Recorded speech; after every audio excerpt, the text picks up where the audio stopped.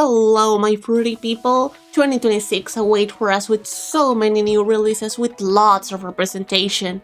In this video we will talk about the ones that excite us in the world of the anime. Going from a sports story with a Street Fighters collab to a Yakuza drama joy, we have lots of variety. So without further ado, let's begin with...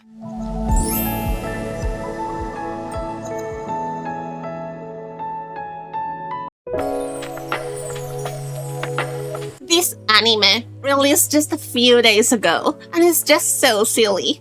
It's an Isekai where a 29 years old that is a corporate slave and is overworked, and a teenager who gets transported to a magical kingdom. That kingdom is going to get consumed by some sort of magical darkness if it's not by a saint, which according to the prophecy this teenager is. Meanwhile, our protagonist just got here by mistake, and with his corporate mentality, what the poor guy does by reflection is to just ask for a job. Getting to work as an accountant, he discovers budget issues with the kingdom, and is worried about the destiny of this girl as a saint. All this while meeting a handsome high-ranked knight, who slowly starts falling in love with him. What can I say? Just expect a very silly plot with an overworked guy, almost on his 30s, falling in love with a handsome knight with some very spicy scenes. Of which, I do have to say, I have only read one volume of the manga because I didn't want spoilers and I was waiting for the anime.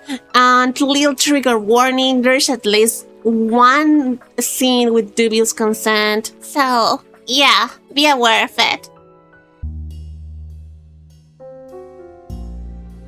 The second movie.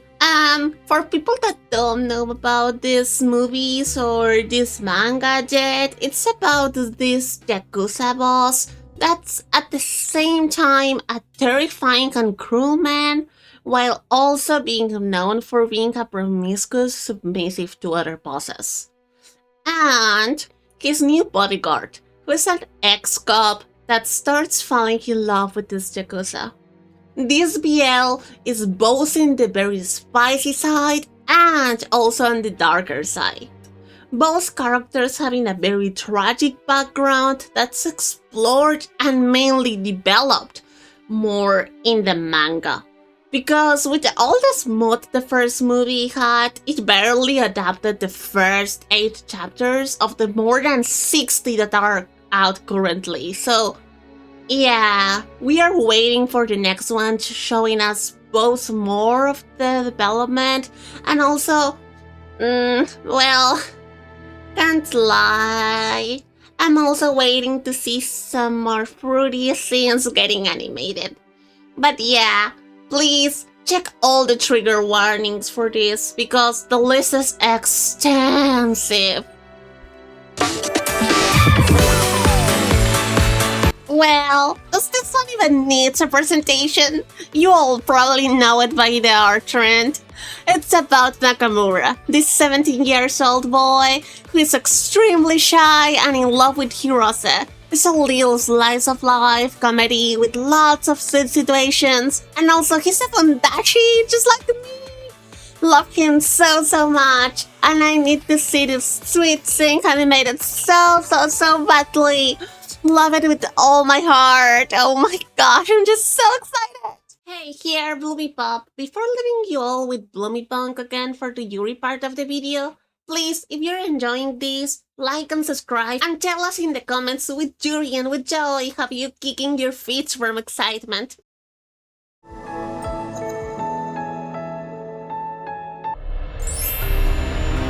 In a fantasy world that obeys pretty much JRPG rules, with the stats for the characters and equipment, and adventurer guilds, our protagonist Flume was picked by a decree of the god of this world to slay the Demon Lord, alongside other 6 heroes, all of which have a special type of power that differ from the elemental ones that most people in this world have.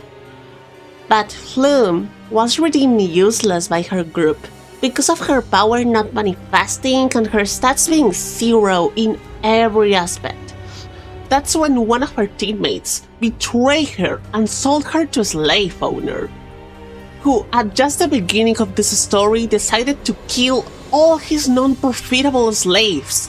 In such a cruel way, he threw a cursed sword at them and told them to either pick it up and try to fight him or just die at his hands. Whoever picked it up got weakened up by the sword and died immediately, being melted away by it.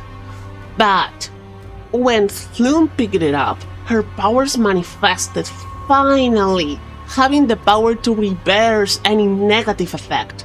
The sword healed her and made her stronger, being able to survive the situation and escape alongside the other surviving slave, called Milkit. Milkit has been a slave pretty much her whole life and is consumed by an illness that has no apparent cure, due to which her self-esteem is at the bottom. Our protagonist Flume becomes an adventurer and goes through the world alongside Milkit, deciding to make her happy and protect her. You can expect very good fights, a very sweet relationship between the protagonists, and a classic fantasy feeling surrounding them.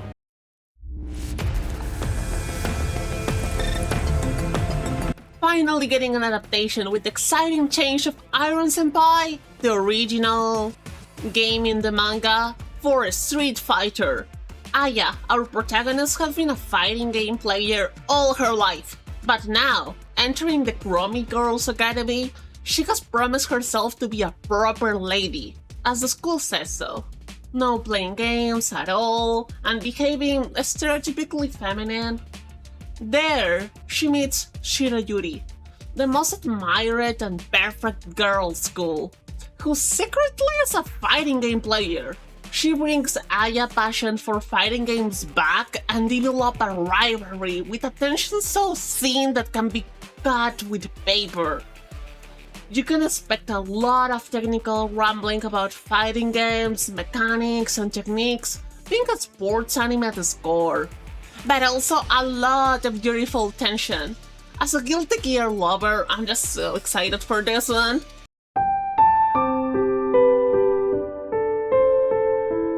Even so, has no confirmed release date. I couldn't forget to include this and the next one. The protagonist lives in a weird magical school where they are trained as child soldiers in a war that initially we know nothing about. And she has just lost her roommate at that war, just as the story begins. And then, in the middle of that grief, she knows the love interest and co-protagonist of this story, Mimi, a girl that's known as the sacred weapon of the academia and who now becomes her new roommate. This manga is so filled with angst, lots of sweet moments, and one of my favorite side couples ever. These two are so interesting, and I'm just so intrigued thinking on how fabulous all the fight scenes and intimate moments are gonna be animated. I swear!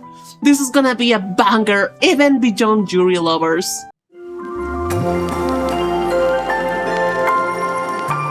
This one has no confirmed release date, but I am begging for it to release this year. It's about Saki, a closeted lesbian that one day, going to her piano lessons, collides with a pretty girl that becomes her crush instantly.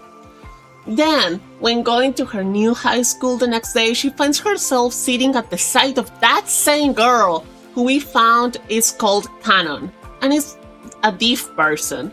Initially, the teacher asks everyone to help Canon with anything she could need, but Canon immediately refuses, presenting herself independent and being able to speak without sign language. The relationship of this manga has to be my favorite between all of these, with Canon being all cold initially, while Saki being already head over heels. It's a beautiful slow-burning romance with a pretty good handling of the disability representation, and I'm so excited for the portrayal of the musical aspect. If we are talking about Yuri with the musical aspect, Does this manga even need a presentation? Our beloved green lesbians. I am hoping that they can get their music included. I saw this tweet a bit ago, but haven't found concrete info about the licensing. I know that the possibilities of the anime coming out this year is extremely low, but hey, let it go dream. I just killed Mitsuki and can't wait to see her aura and dripping getting animated. Like, please! She's the definition of gender. Hey, welcome to our channel. We are a pair of magical beings that live in the same body, and here we want to share our love for queer media. You can expect more recommendations, analysis of characters, or their relationships through a psychological and queer lens.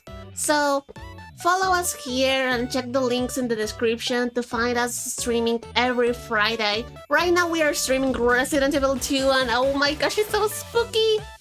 So yeah, bye bye!